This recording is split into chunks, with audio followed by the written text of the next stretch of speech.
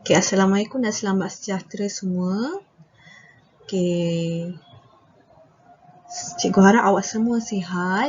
Okay, untuk murid-murid yang tidak dapat mengikuti kelas Google Meet bersama Cikgu Hafizah, awak semua boleh tonton video ni, okay? Okay, teruskan. Objektif kita, pembelajaran kita pada hari ini adalah menerangkan langkah-langkah ke arah pembentukan Malaysia, menjelaskan tokoh-tokoh yang terlibat dalam pembentukan Malaysia. Okay, ini adalah objektif utama. Tapi objektif cikgu pada hari ini adalah untuk menghabiskan tajuk yang pertama dalam buku teks. Teruskan. Okey, minggu lepas cikgu ada persoalkan siapakah itu Tunku Abdul Rahman Putra Al-Hash.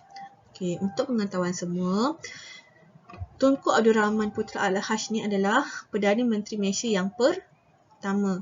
Beliau dikenali sebagai bapa kemerdekaan Malaysia. Okey, teruskan. Okay, tajuk pertama pembelajaran kita pada hari ini adalah langkah-langkah pembentukan Malaysia. Okay, Tunku Abdul Rahman Putra Al-Hash telah menyatakan gagasan pembentukan Malaysia pada tarikh Mei 1961. Okay. Dalam sejarah, banyak tarikh-tarikh yang perlu dihafal. Okay, sebab sejarah ni merupakan subjek yang perlu dihafal. Sebab kebanyakan maklumat dalam sejarah adalah fakta dan tak boleh diubah. Sebab tu kena hafal. Okey, untuk tajuk ni awak kena hafal tarikh dan apa yang berlaku pada tarikh tersebut.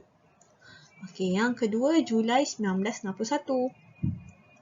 Jawatan Perundingan Perpaduan Malaysia JPPM telah ditubuhkan bagi memberikan penerangan tentang pembentukan Malaysia. Okey. Yang ketiga, Januari 1962. Kerajaan Persekutuan Tanah Melayu dan British telah bersetuju menubuhkan sebuah Suruhanjaya untuk menilai reaksi penduduk negeri yang terlibat. Tubuhkan satu persatuan sebab nak lihat reaksi penduduk Sabah, Sarawak dan Singapura ni sama ada mereka setuju tak nak masuk dalam Malaysia ataupun nak berada di bawah Malaysia dalam pembentukan Malaysia. Okey, seterusnya September 1962, referendum diadakan di Singapura dan penduduk Singapura bersetuju menyertai Malaysia. Referendum ni macam kata sepakat. Maksudnya dekat sini satu kata putus. Maksudnya undi yang dibuat di Singapura. Kebanyakan penduduk Singapura pada ketika itu bersetuju untuk menyertai Malaysia. Seterusnya Julai 1963, Kerajaan Persekutuan Tanah Melayu dan British telah menerima cadangan laporan Suruhanjaya Kobol.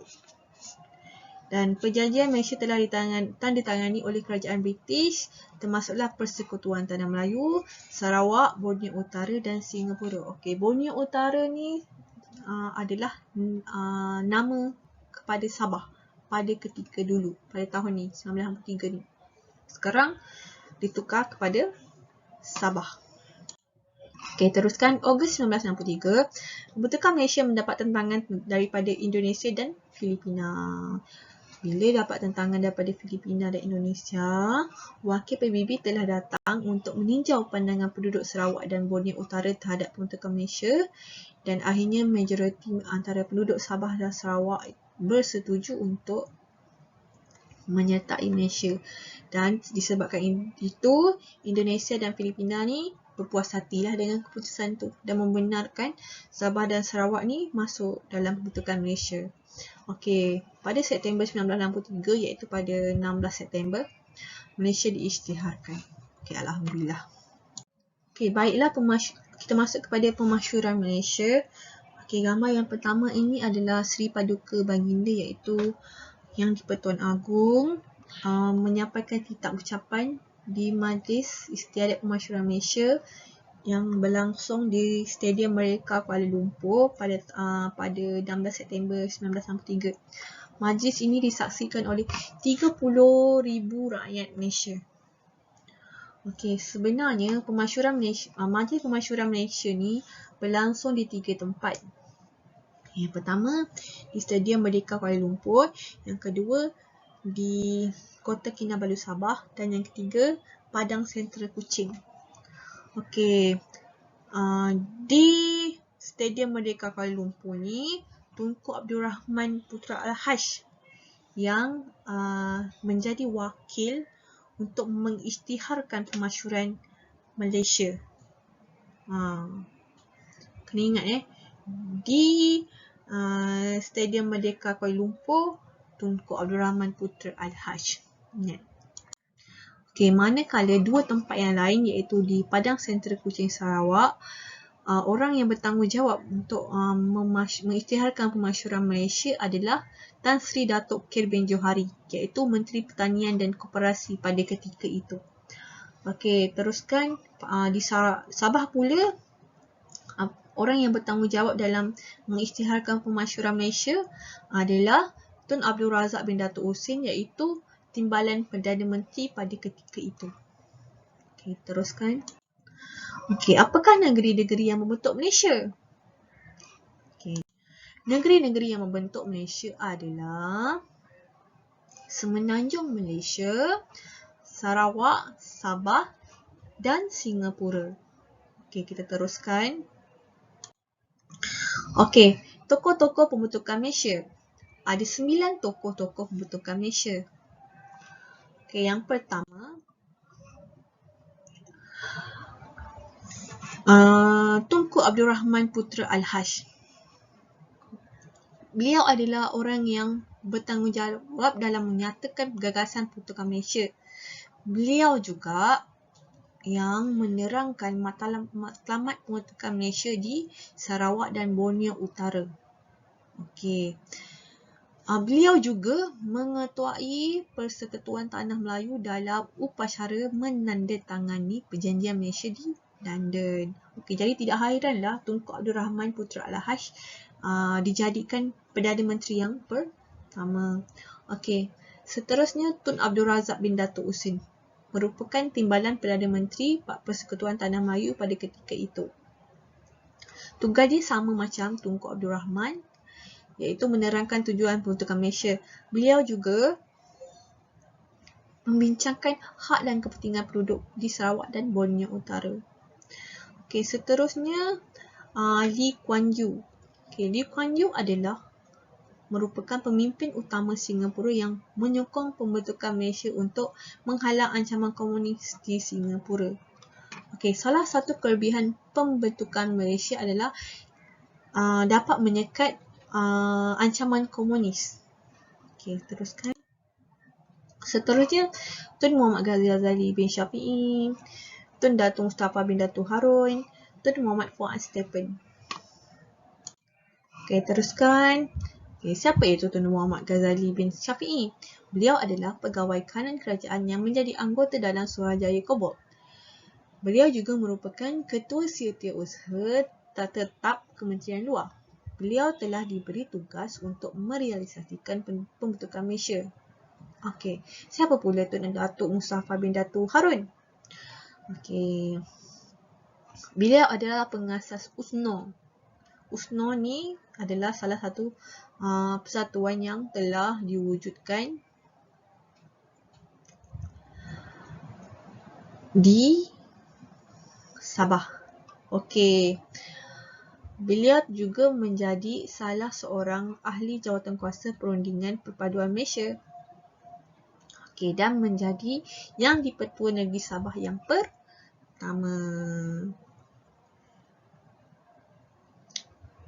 Okey, kita teruskan. Siapa pula Tun Muhammad Fuad Stephen ni? Okey, beliau adalah pengasas UNCO, iaitu United National Kadazan Organisation. Beliau telah dilantik sebagai pengerusi JPPM. Setelah pembentukan Malaysia, beliau telah menjadi Ketua Menteri Sabah yang pertama. Okey, seterusnya Tan Sri Datuk Ahmad Stephen Kalung Nimkan. Tun Muhammad Juga Anak Baring dan Tan Sri Dato' Amar Ong Ki Hui. Okay, kita tengok apa sumbangan mereka.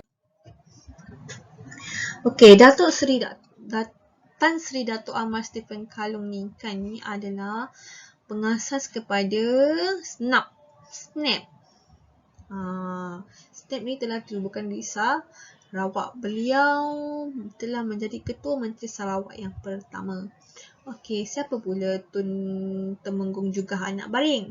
Okey, Tun Temenggung Juga Anak Baring adalah pemimpin Parti Pesaka Anak Sarawak, iaitu akronimnya PESAKA. Beliau bertanggungjawab mendapatkan sokongan penduduk Bumiputera untuk menyokong Sarawak. Beliau telah dilantik sebagai Menteri Persekutuan dan Menteri Hal Ehwal Sarawak selepas pembentukan Malaysia. Okey, kita teruskan. Tan Sri Dato' Amar Ong Ki Hui. Siapa Tan Sri Dato' Amar Ong Ki Hui ni? Okey, beliau adalah pengasas kepada Parti SUP, Sarawak United People's Party. Pada awalnya, parti beliau menolak idea pembentukan Malaysia.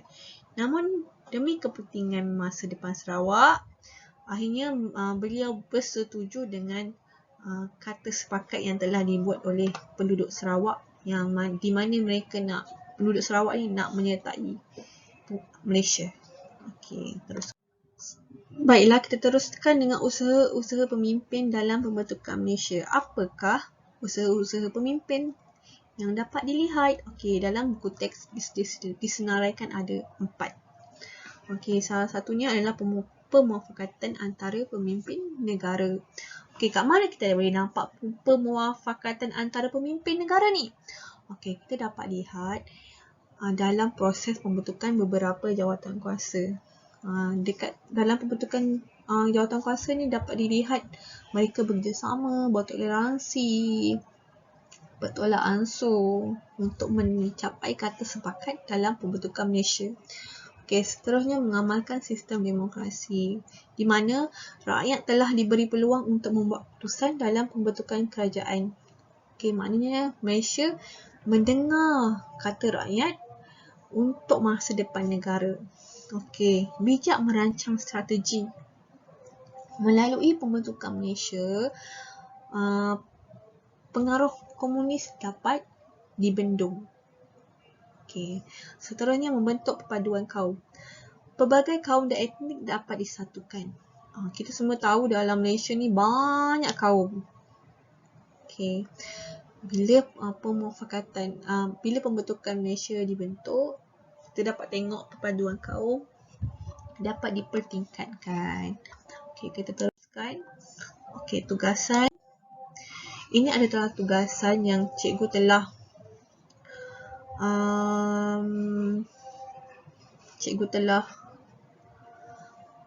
terangkan atau jelaskan atau kita semak bersama-sama dan bincang bersama-sama dengan rakan-rakan awak yang lain di Google Meet sebentar tadi. Okey, ini adalah jawapan-jawapannya.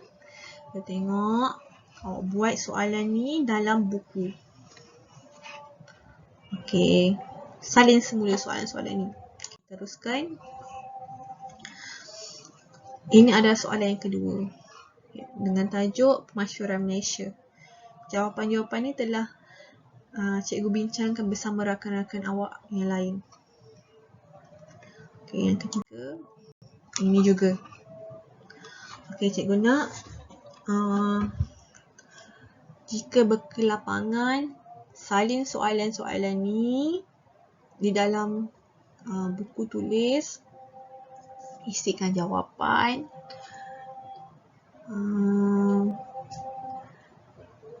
dan snap gambar hantar ke grup Telegram Sejarah tahun 6 UPM ataupun 6 UKM. Okey, baiklah. Ataupun kalau 6 UKM tak perlu buat kot. Sebabnya pun Cikgu Farizan ada bagi tugasan lain. Cikgu rasalah. Okey. Sampai di sini sahaja kita punya PDPR. Cikgu harap awak semua berada dalam keadaan sihat. Jaga diri baik-baik, jaga kesihatan, jaga keselamatan, supaya awak tak risaukan mak ayah awak yang berada kat luar sana, yang sedang bekerja mungkin. Pandai jaga diri, pandai jaga adik-beradik. Semoga awak semua dalam lindungan Allah dan Tuhan, insya-Allah. Okay. Semoga kita bertemu lagi pada PTPR yang akan datang. Okay. Assalamualaikum. Selamat. Bye-bye. Jumpa lagi, insya-Allah.